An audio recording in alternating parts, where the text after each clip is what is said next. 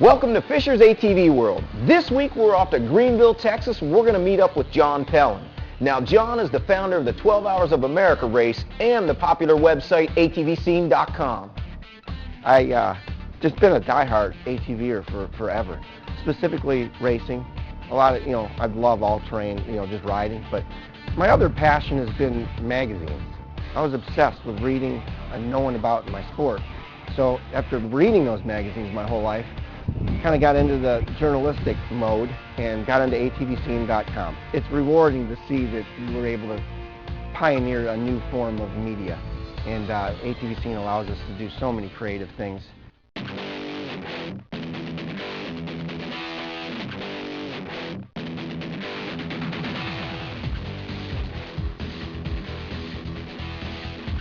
Growing up, I've always wanted to do the 12 Hours of Ponte-Vaux in France. I think it's an incredible event, what they've done over there. Really neat. Actually, it caters to the TT rider.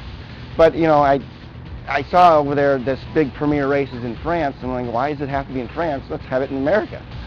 So I thought, well, somebody's not doing it. Yeah, maybe I should try to do it. So that's what happened. Dove in and did it.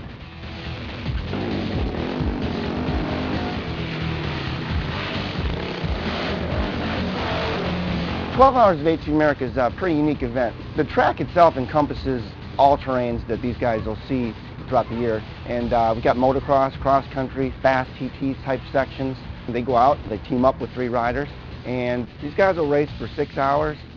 They'll go into an intermission, and then they'll race another 6 hours. We'll do it all in one day. This is the 5th year for the 12 Hours of America race, and this thing's been across the country from Iowa to Pennsylvania. And this year, the hot spot is Joe Miller's track in Texas. We have almost 500 acres here, and it's sort of a playground for people to come and enjoy themselves. We have a practice track, and during the winter we have a lot of the national racers that show up here working out. We have a pretty strenuous workout for the racers. They get in shape for the season, and then everybody goes their separate ways as soon as the season starts.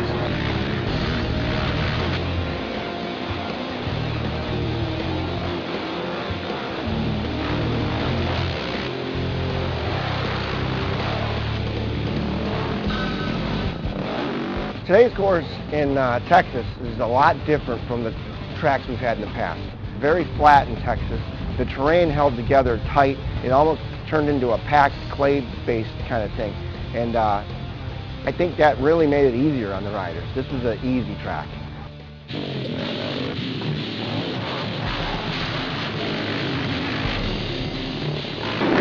Ready for 12 hours. That's right.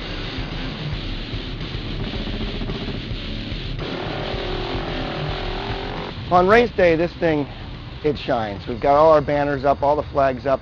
Everybody's mood changes from hanging out and casual to race time. And the enthusiasm is just unparalleled. This is pretty cool. Oh, this is my first ATV race. It's wonderful. The event is kind of unique in that the local B rider can go out there and ride right alongside a John Natale champion. We got a great pit crew with Chris Borch's dad Joe and some of the other guys that come with him, John Rollins. So they take care of us real well. Can't say enough about the pit crew. They work harder than we do.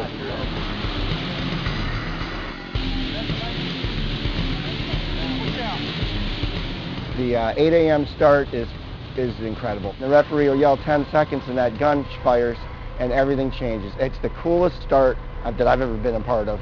It's just you hear the people in the background yelling, and then the gun fires and all you can hear is footsteps. And then the whole thing just rumbles.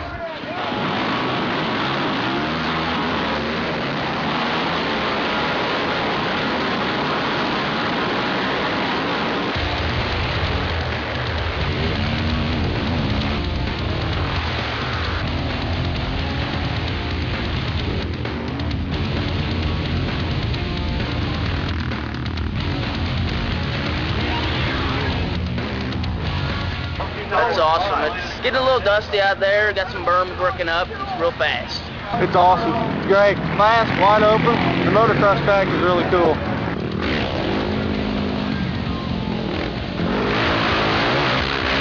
Yeah, that's the neat part. We don't tell them what they can do. They can switch every lap. They can switch every 6 laps. Whatever they want to do, that strategy is theirs, and believe me, they use that. One of the coolest parts of the track layout was where the riders had to make a decision to take the shortcut and head up over Suzuki's King of the Hill or take the long way around. Now the long way would add another 20 to 30 seconds to their lap time. Suzuki's King of the Hill, we call it, is a pretty creative thing that I got to give credit to Terry Reynolds. We're walking across the area over here, and Terry looks over and goes, why don't we ride up and down these bleachers? And we both laughed like it was a joke. And then we looked at each other and we're like, maybe this isn't a joke. Maybe we should look at these bleachers a little closer. So we put telephone poles on the face of every member of the bleacher, and the way we placed it on the track was perfect. It wasn't out of sight, out of mind. It was always tempting. But utility is definitely challenging. And you got all these national riders sitting here at least taking a look at it.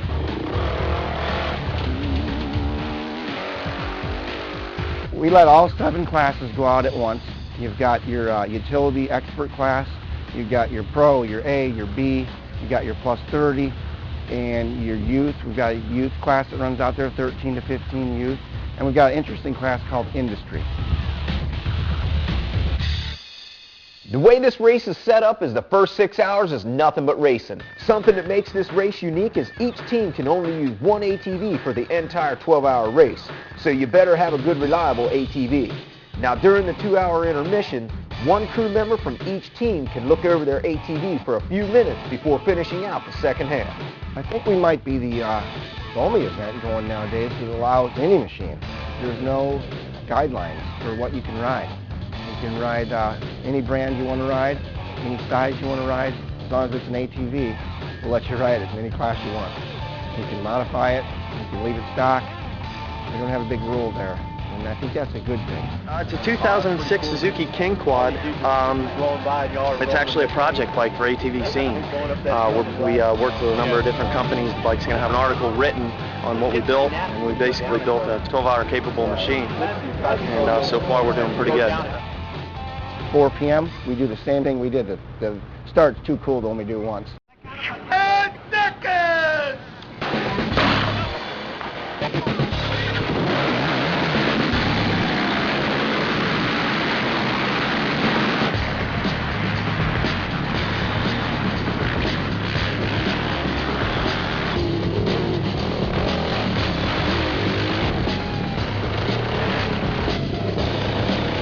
As the day goes on, the track's getting worse and worse and worse, and you got to adapt with the track. If we could adapt with the track and make up a few spots, you know, hopefully we'll get back in the top 10. I'm doing good. I ain't gonna lie, I'm feeling it, but we ain't gonna slow down. We're going for it.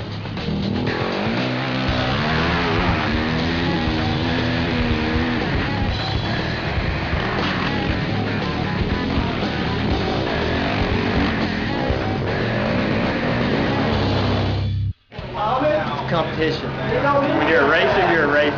Any kind of race. We're motocrossers, and I love cross country, so anytime you can do a 12-hour, it's great.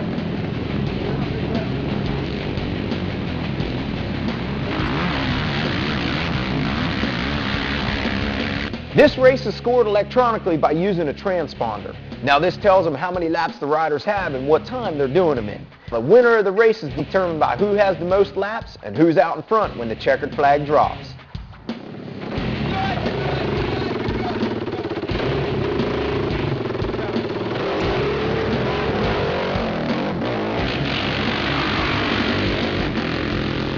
It's a unique race that most have never experienced. When they do experience it, they want to be here next year. And I think those watching that are teammates, they know exactly what I mean. It is undescribable.